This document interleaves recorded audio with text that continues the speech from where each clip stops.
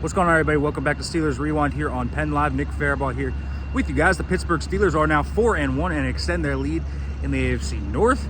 The Baltimore Ravens take another loss to the Los Angeles Rams. The Browns lose because the Steelers beat them, and thus the Steelers continue to build out their lead early on here in the season in the AFC North, and it feels like it is for their taking as it stands right now.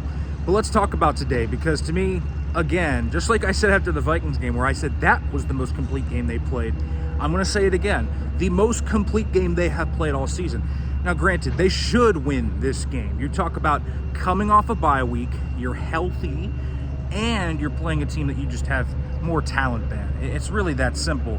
The Browns were outmatched talent-wise. The Steelers had more, and they had a game plan that was really impressive to me, to be quite honest with you. The offensive game plan, really to force teams out of too high shells and just sitting on the quick game stuff and saying, we're going to beat you downfield because we think we can do it.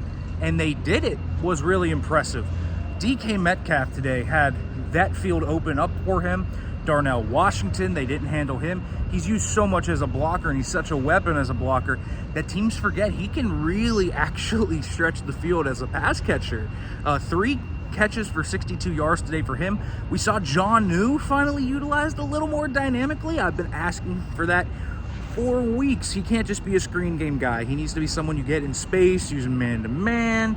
Saw a little bit more of that this week. Pat Fryman only had 1 catch, but I still think there's more to kind of draw out of the sap there as well for Muth. But really good game plan, just in how they mix and match their personnel. They can play a big 11 with Skowronek.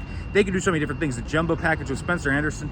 The way teams react to this forces them out of certain coverages and opens up the downfield passing game. And as we have kind of seen, I think Rodgers has the ability to still sling the ball outside of what it was an egregious underthrow of DK Metcalf. I think he just put too much air under it. We saw him make some really nice throws. The beautiful throw to Connor Hayward on that touchdown, a really nice layered ball on a slot fade to DK Metcalf. Rodgers is playing at a nice level here, and we saw it open up a little bit. And the Steelers using the PA rollout game to get things going over the middle of the field, get Yak kind of rolling out. I thought that was impressive. And then the offensive line's ability to handle Myles Garrett and the rest of this front.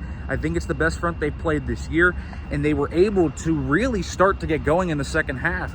A few 9, 10, 11-yard rips from Jalen Warren, Kenny Gainwell, one from Caleb Johnson even. The Steelers were really able to get things going offensively, and it feels like a cohesive unit. This is a good defense. To get 23 on this defense is good football, and the Steelers took their foot off the gas late, and that's fine. But I think you are starting to see a formula here for Pittsburgh that's really working. And then the defense played super well. I would like to see them, even late, play a little more aggressive. I understand the Steelers were kind of playing an umbrella defense in some respects and saying, okay, no explosives. We're not letting you win deep over the middle. So I understand that. They didn't want the Jordan Addison repeat to happen, and they really stomped them out here.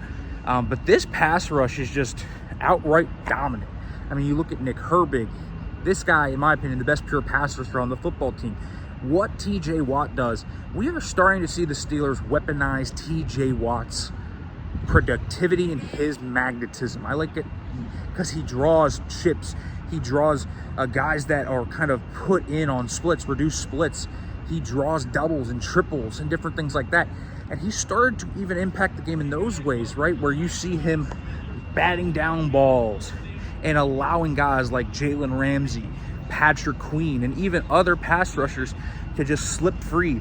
I do think the return of Alex Highsmith gave this team more weapons to what they wanted to do. We didn't see a ton of the 3 outside linebacker package, but you didn't need it. Highsmith and what he brings to the table as a run defender, I thought was big, and he's also a productive pass rusher. Cannot say enough about Derek Harmon. He has played so well through 3 football games. Does not look like a rookie whatsoever. They missed him the first 2 weeks. He's playing really well. Peyton Wilson and Cole Holcomb, good tandem game. Patrick Queen's playing the best football of his Steelers career right now. These last 3 games, this is the Patrick Queen you paid $13 million per year for. He is balling out there, and this is what you love to see. This corner room played really well. Joey Porter Jr., hello, man. stay healthy. They need him, but he played his tail off today. Brandon Echols continues to play well when he's asked, even James Pierre when he's asked to get in there. But what Jalen Ramsey does, and I can't say enough about Ramsey's toughness and what he did over the last 2 weeks to aggressively rehab a hamstring injury and come back. Could have easily said, I'm not playing this week, I'm not playing against the Browns. And he comes out here, puts on what is not only a really great performance, but a gutsy performance. Really impressed by Jalen Ramsey. And in the safety room as well, some solid things. In terms of negatives that I would like to see improve, penalties. I know this referee crew, this officiating crew isn't going to be the popular one. I would like to see them clean up some of that stuff. I thought this was a sloppy game from pre-snap stuff. 3 offsides calls, legal formation as well. Stuff that I think just needs cleaned up. The illegal blindside block on Peppers, whatever. But definitely I think you can clean up some of those procedural penalties. I think that's the big thing that they need to clean up. Offensively, stalling out on a few drives. I think you talk about some of the game script stuff there. When the ball is running, don't be afraid to keep running the football. I thought they went a little too pass happy at times. I understand they kind of slant that way. It's what Aaron Rodgers is in general. You're going to.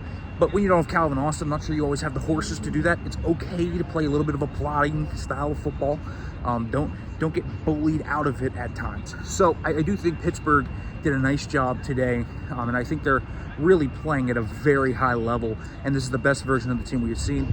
Thursday night against the Bengals on the road, this is a type of game the Steelers have lost in the past. Flacco's a really smart quarterback that can dissect coverages, so they're going to have to get a little tricky. They're going to have to get a little bit more complex and tweak things.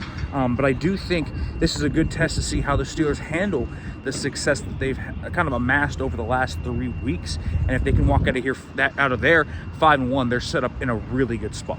All right, folks, make sure to like, comment, subscribe, turn on the notification bell for more, and thanks for watching.